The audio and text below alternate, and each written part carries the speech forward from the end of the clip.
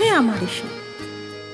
যেন তুমি ছাড়া জগতে কোনো মানুষ নেই, কোনো কবি নেই, কোনো পুরুষ নেই, কোনো প্রেমিক নেই, কোনো হৃদয় নেই।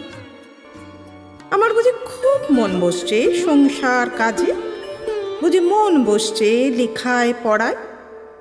আমার বুঝি ইচ্ছে হচ্ছে হাজারটা পড়ে থাকা কাজগুলোর দিকে তাকাতে, সভা সমিতিতে যেতে।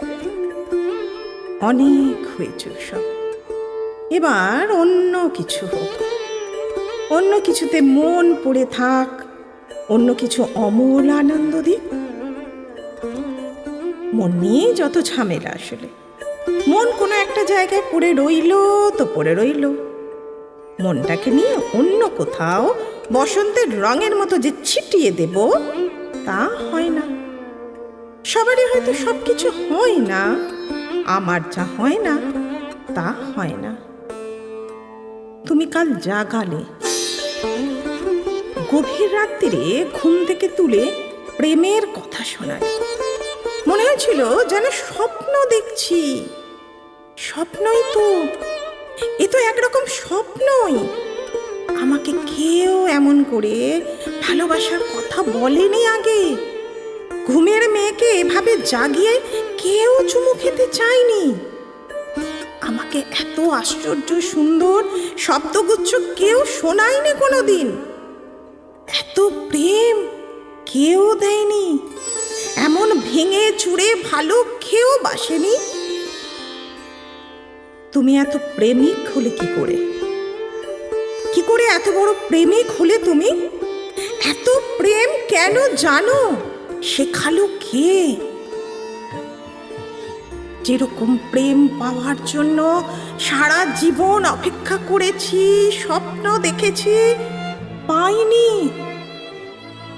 আর এই শেষ বয়সে এসে যখন এই শরীর খেয়ে নিচ্ছে 101টা অসুখ পোকা, যখন মরে যাব, যখন মরে যাচ্ছি, তখন যদি থোকা থোকা প্রেম এসে ঘর ভরিয়ে দেয়, মন ভরিয়ে দেয়, তখন সব কিছুকে স্বপ্নই তো মনে হবে।